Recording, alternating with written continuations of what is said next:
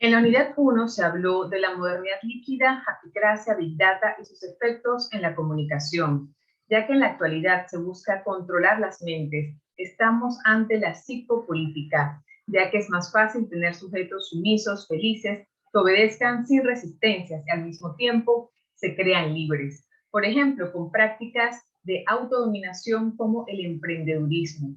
En este modelo, lo narrativo pierde importancia porque todo se hace numerable para transformarlo en el lenguaje del rendimiento y la competencia.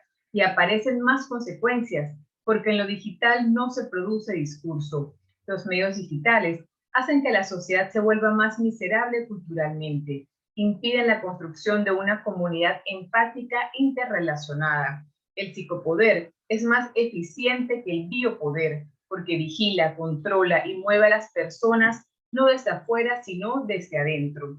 Y con la llegada de la pandemia, este proceso se aceleró, porque conceptos como japicracia y autoexplotación se impusieron como respuestas rápidas a la crisis del modelo que se profundizó con las medidas de aislamiento.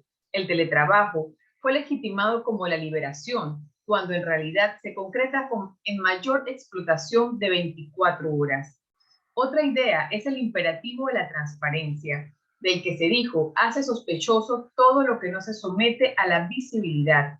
En ese sentido, se pasó del capitalismo, donde lo principal era tener, a una sociedad neoliberal exhibicionista, donde lo esencial es aparecer. A esto se le califica de dictadura de la transparencia, que deriva en que cada sujeto ejerce al mismo tiempo el papel de policía de sí mismo y de los otros. Luego se habló de Emily Durkheim, quien fue uno de los primeros en preguntarse sobre las condiciones sociales que intervienen en el conocimiento. Durkheim constata que la forma que tenemos de ver el mundo es en gran parte una construcción social. Por ello, para explicar lo individual, primero hay que explicar la colectividad. Es la persona quien nace de la sociedad y no la sociedad de los individuos. Entonces, las representaciones colectivas sobrepasan a las individualidades y la vida social está integrada por representaciones que son hechos sociales anteriores a los individuos. Por tanto, las representaciones colectivas fueron construidas por generaciones anteriores. En suma, no es la conciencia individual donde se pueden conocer las causas que le dieron nacimiento, es en la sociedad. Durkheim también plantea la teoría de la socialización, en la que saca el suicidio de la psicología y lo presenta como un hecho social. Luego, Foucault nos plantea la sospecha como método de investigación y habla de los tres principales maestros. Nietzsche, sospechoso de la cultura, Freud, sospechoso de la conciencia y Marx, sospechoso de la estructura. Nietzsche señala que la moral tiene el propósito de que nos sintamos servidumbre. Freud dice que su objeto de deconstrucción es la conciencia y profundiza en la psiquis. Su gran aporte es señalar la existencia de un inconsciente de la conscienta. Esto afecta al paradigma del pensamiento moderno, donde la razón era lo central, porque se pensaba que el sujeto podría conocerse y gobernarse a sí mismo. Y Freud, al enunciar al inconsciente, pone eso en crisis. Marx sospecha del sistema económico, del político y de las relaciones de poder. Y es que para Foucault, el poder debe estudiarse desde el micropoder. Evidencia que hay poder en todas las relaciones, incluso en las personales. Además, señala que el Estado no es un ente abstracto, sino una red de relaciones de poder. En las palabras y las cosas, el poder maniobra a través del discurso. En ese sentido, dice que la vigilancia no es algo exterior, ni positivo ni negativo. Foucault dice que todos somos agentes de vigilancia, pero que el problema está en la ética para la vigilancia. En suma, dice que las prácticas constituyen identidades que son determinadas por el discurso. Luego, Irving Goffman nos habla del interaccionismo.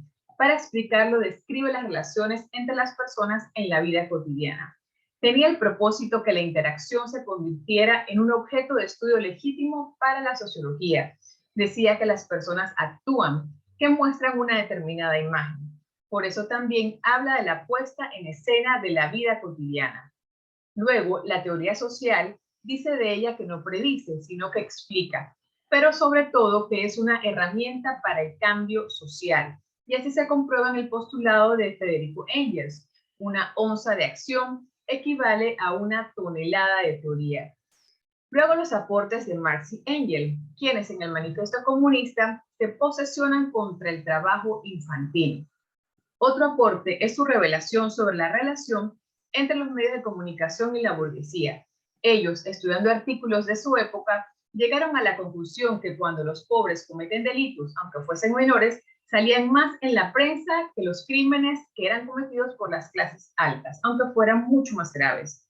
Finalmente, Rita Segato subraya la importancia de valorar en las ciencias sociales el pluralismo histórico de los países y de los pueblos. Asimismo, analiza a profundidad la violencia contra las mujeres y advierte que se agrava con la expansión de lo que llama el Frente Estatal Empresarial Mediático Cristiano, que sumado al crimen organizado han agravado las prácticas del patriarcado y dispuesto el cuerpo de las mujeres como el bastidor de su mensaje de terror.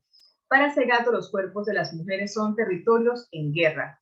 Además, alerta que esta violencia es justificada por gobiernos, medios de comunicación y por la ley como crímenes aislados, domésticos y de carácter sexual. Para esta autora, se requiere un compromiso entre las y los intelectuales feministas para demostrar el trasfondo cultural de la violencia, así como la colaboración con las comunidades en los territorios. Muchas gracias.